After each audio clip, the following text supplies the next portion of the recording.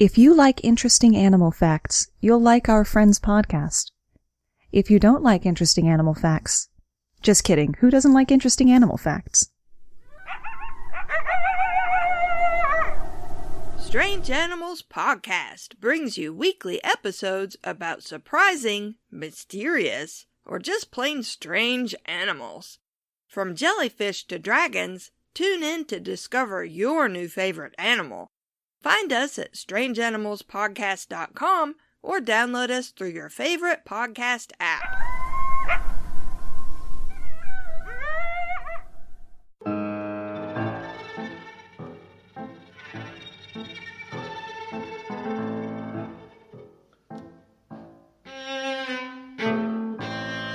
It's that time of year again.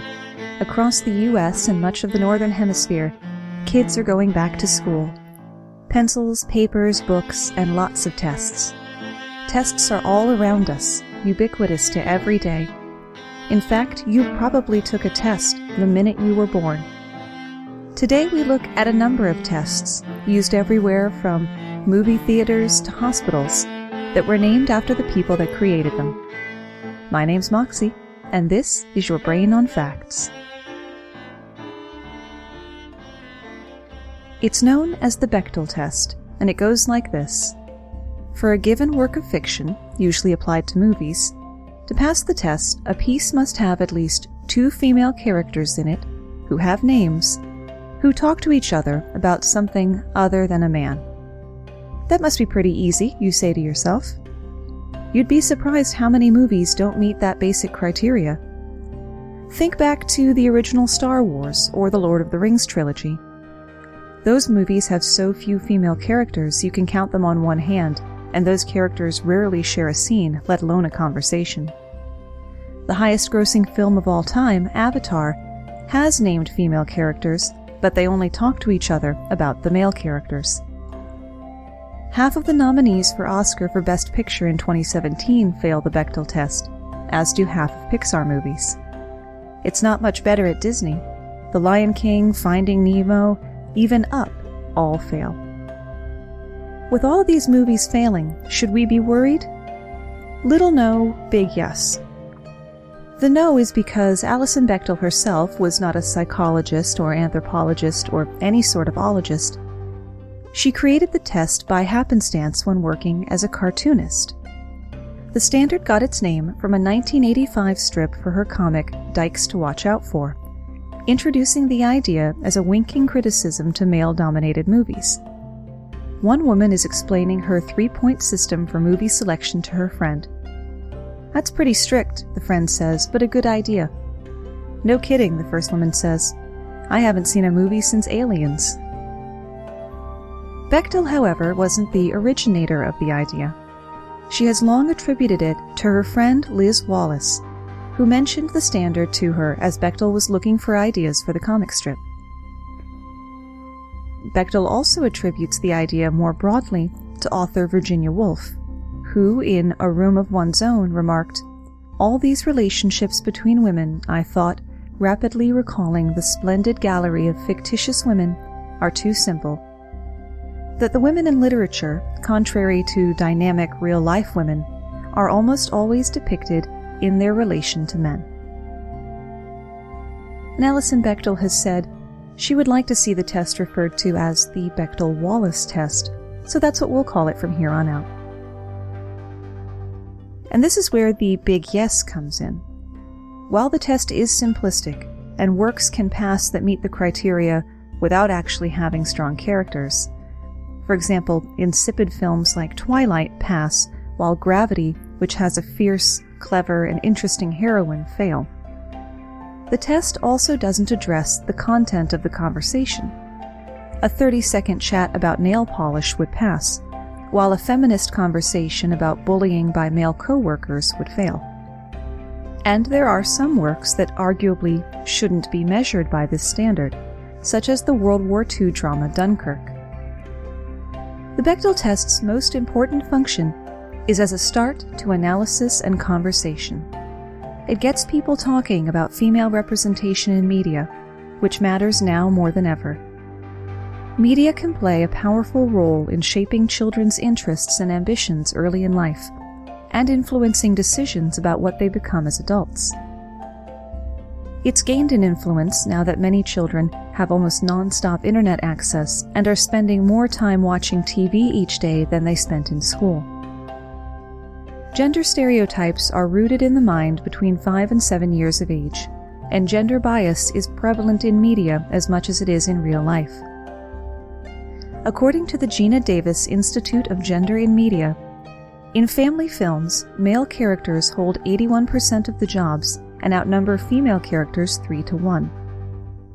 In the documentary Misrepresentation, Davis reveals that between 1937 to 2005, there were only 13 female lead characters in animated films. 13 leads in 68 years. The main story arc for all of them, save one, was romance. When the majority of our stories portray women as sidekicks or damsels in distress, what message does that send to girls about what they can hope to achieve? In face of criticisms on the limitations of the Bechdel-Wallace test, writer Roxane Gay has proposed a 6-part test. Is there a central female character, with supporting female characters, who doesn't compromise herself for love or live extravagantly for no explained reason? And at least half of the time, is this character a woman of color, transgender, and/or queer? Gay's 6th point is a non-requirement. Female characters shouldn't have to live up to unrealistic feminist standard. They can be flawed so long as they feel like real human beings.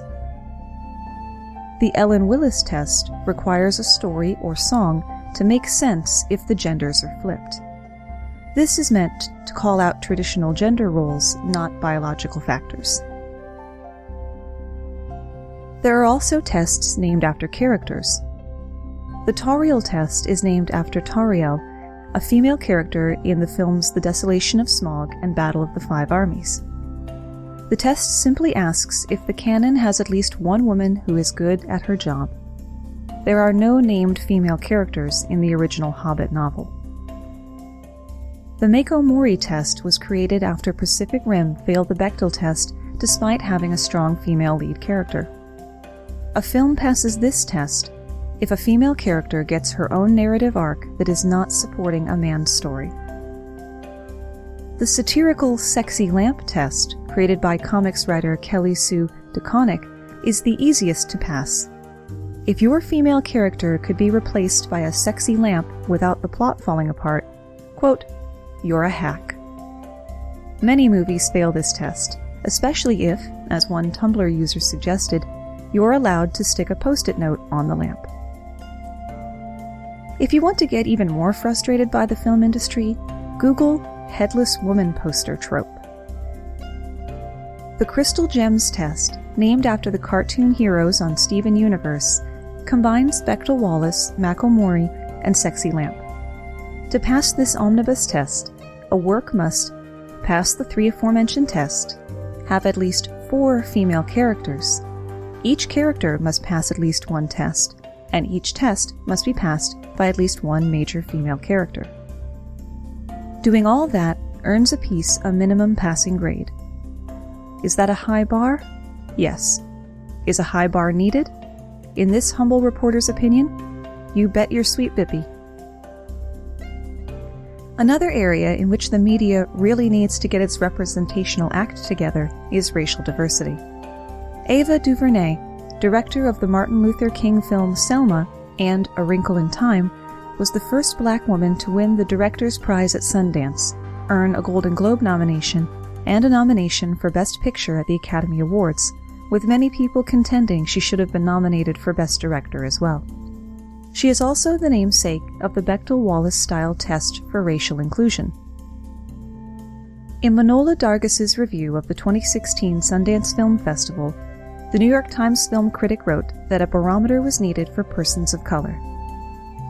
In honor of the director and Sundance alumna Ava DuVernay, what might be called the DuVernay test, in which African Americans and other minorities have fully realized lives, rather than serving as scenery in white stories.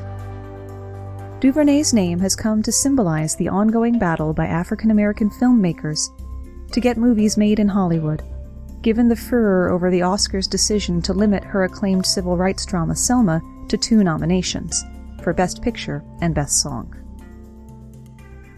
While DuVernay didn't start the eponymous test, she does approve. After the feminist film blog Women in Hollywood tweeted about Dargis's coinage, DuVernay posted, "Wow, floored. What a lovely cinematic idea to embrace. What a thrill to be associated with it." If you look at DuVernay's work both on and off screen, the homage should come as no surprise. DuVernay has been one of the most consistently outspoken critics of diversity in Hollywood, and one of those leading by example in movies she's been making across the industry. For starters, she's been pushing the conversation forward with the point that diversity isn't simply about representation. It requires a commitment to cultivating a culture of belonging. "There's a belonging problem in Hollywood," she said at the festival. "Who dictates who belongs? The very body who dictates that looks all one way." Diversity, for DuVernay, isn't something you can be, it's something you do. But that hinges on commitment to provide space for people with different backgrounds in a way that accords those who have been left out a value beyond mere tokenism. The Bechdel-Wallace test has also inspired the Russo test for LGBTQ representation. Developed by GLAAD, the Gay and Lesbian Alliance Against Defamation, the Vito Russo test takes its name from celebrated film historian, GLAAD co-founder, and author of The Celluloid Closet, Vito Russo. These criteria can help guide filmmakers to create more multidimensional characters, while also providing a barometer for representation on a wider scale. To pass the Vito Russo test, a film must contain a character that is identifiably lesbian, gay, bisexual, and/or transgender. That character must not be solely or predominantly defined by their sexual or gender identity. That is to say, they would still be a complete person without mentioning their sexuality or gender identity. The LGBTQ character must be integral to the plot, meaning they're not simply there to provide colorful commentary or set up a punchline. The character must matter. Of the 109 films released by major studios in 2017, GLAAD counted only 14, or 12.8%, containing characters identified as LGBTQ. There's a lot more we could be doing to support one another and to lift people up. Sometimes it can be as simple as providing positive feedback. Speaking of segues, we got another lovely 5-star review on our Apple Podcast page. This one comes from Peregrine Falk. Moxie does an amazing job of relaying the most relevant and interesting information about some well-known and not-so-well-known subjects. Her perfect radio voice and humorous interjections make this podcast a very worthwhile listen. Thanks, Peregrine Falk, and thanks to everyone who leaves a review on the Apple Podcast page or on our Facebook page at facebook.com/yourbrainonfacts. I'm especially pleased at how many people compliment me on my speaking voice, but the credit for that needs to go to my mother and her decades in radio. Speaking of our social media, there is a lot of annoying stuff out there on social media. Two of the things that can irritate me the most are horoscopes and personality tests, especially the Myers-Briggs type indicator. That's the one that assesses extroversion versus introversion, intuition versus sensing, feeling versus thinking, and judging versus perceiving, and gives you one of 16 results like INFJ or ESTP. The Myers-Briggs Type Indicator, or MBTI, has become a weirdly ubiquitous piece of pop psychology. Businesses have even used it in making hiring decisions. There are academic papers published evaluating the correlation between the MBTI and employment satisfaction. It shows up on Tinder profiles, and there are literally thousands of personality type clubs on the website meetup.com. Too bad it has no more scientific basis than online quizzes for which Harry Potter house you belong to. Add that to my list of irritations, by the way. The research out there says that the Myers-Briggs type indicator doesn't predict behavior in a consistent way, and psychometrically, the way it's constructed is pretty odd, says Ronald Riggio, who earned his PhD in psychology at the University of California, Riverside, and currently teaches at Claremont McKenna College. My first encounter with the scale was when a student presented it to me, and since it was so poorly constructed, I thought it was the student's work. His contempt for the test echoes many voices in the professional psychological community. The primary complaint about the MBTI has to do with the way the scale measures cognitive instinct. Myers-Briggs works in absolute binaries, black and white. You are either judging or perceiving, intuitive or sensing. And it only takes one question to tip your results either way. It doesn't reflect the complicated reality of human nature. There's no room to be in the middle on anything. The MBTI does sound sciencey, but there was very little science involved in its creation. In 1921, Carl Jung declared that all personalities could be sorted into one of 8 categories. But wait, you say, isn't Jung one of the fathers of psychology? That's as may be, but he worked in a time before psychology actually used the tools of science, like controlled experiments. Jung's personality types were his own arbitrary choices based on people he knew. Fast forward 20-some years to the mother-daughter pair of novelist Isabel Briggs Myers and magazine writer Catherine Cooks Briggs. Catherine began reading Jung's take on personalities when her daughter became engaged to a nice young man who saw and reacted to the world quite differently than they did. They decided to take Jung's ideas and turn them into type indicators. They came up with 93 questions and doubled the personality types from 8 to 16. But these were still completely arbitrary and not all that meaningful. Even with its questionable validity, the test has clung on for nearly 70 years, and licensing the testing is a multi-million-dollar business for the company that owns the rights to the name Myers-Briggs Type Indicator. So what explains the MBTI's popularity? It's probably the softball way the personality descriptions are written. They all sound positive and optimistic. The type indicator will never tell you that you're a bad person. Psychologists call that the Barnum effect, says Riggio. The Barnum effect says that if you write something so general, it can apply to anyone. They all sound right, they're so positive and generic, and people say, "Oh my God, it's a miracle, it totally applies to me." Basically, they're like horoscopes in the newspaper. There's no danger in taking your Myers-Briggs temperature, as long as you don't get too invested in the results. Think of it as you would a fortune teller at the fair or a BuzzFeed quiz. A bit of fun, and not something to base decisions on. While your Myers-Briggs results may be rubbish, there was proper science behind the creation of the Apgar test. It may sound like an acronym, but it's actually the last name of Dr. Virginia Apgar, whose post-birth assessment protocol has saved countless infants' lives. While parents might be eager to hold their baby as soon as it's born, the first minutes of life must be devoted to the Apgar test. This test provides a numerical score for the infant's heart rate, muscle tone, physical appearance, and breathing. The test is performed at 1 minute and 5 minutes after birth. Sometimes it takes baby a few minutes to get going. There's an easy mnemonic to remember it: appearance, pulse, grimace, activity, respiration, which spells Apgar. You could say it's an acronym after all, but since the doctor's name came first, this would be called a backronym, meaning an acronym created after the fact. Dr. Virginia Apgar developed the test while working as a professor of anesthesiology at Columbia University College of Physicians and Surgeons and director of obstetric anesthesia at Presbyterian Hospital in the early 1950s.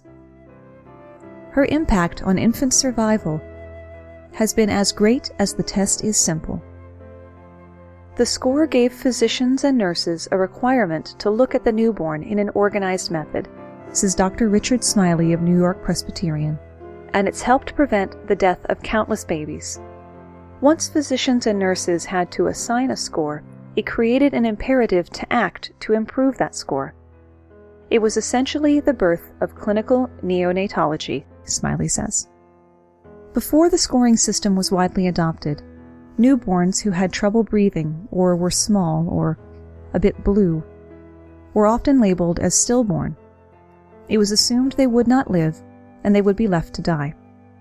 There was no protocol for trying to resuscitate newborns or to intervene medically, even with things as simple as oxygen and incubators. Virginia Apgar was just one of 9 women pursuing an MD from Columbia University. She graduated 4th in her class and followed this with a 2-year surgical internship at what is now New York Presbyterian or Columbia University Medical Center. Although Apgar was an excellent student, her mentor, the chief of surgery, worried that as a woman she wouldn't be able to establish a surgical practice and encouraged her to pursue anesthesiology instead. Apgar threw herself fully into the field and would become the director of the new division of anesthesia within the Department of Surgery. Her role included clinical responsibilities as well as building the residency program. Apgar continued to break barriers. From 1949 to 59, she was Columbia's College of Physicians and Surgeons' first female full-time professor. When the Division of Anesthesia became an independent department, Apgar became the director of obstetric anesthesia.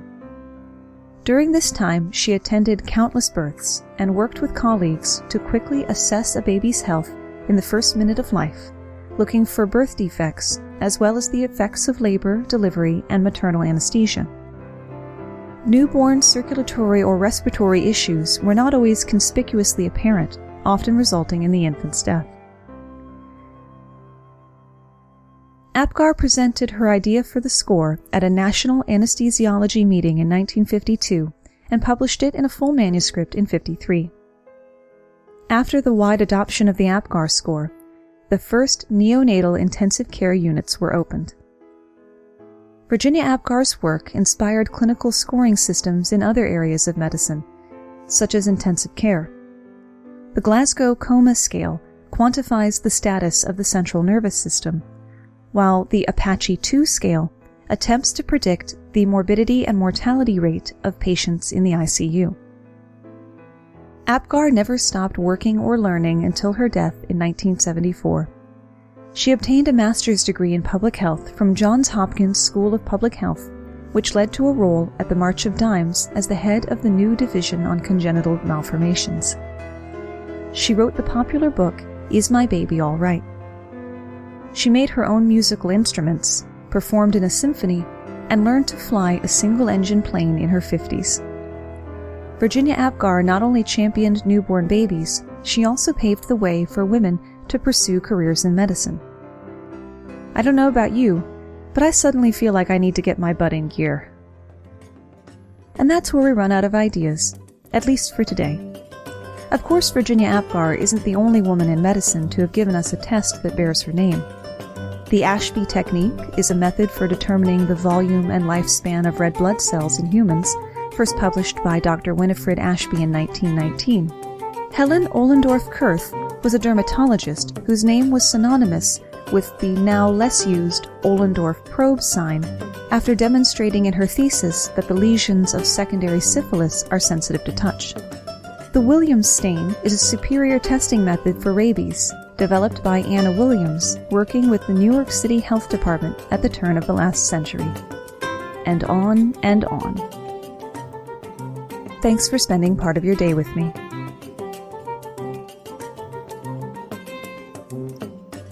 Today's episode was brought to you by the word slurp. Slurp.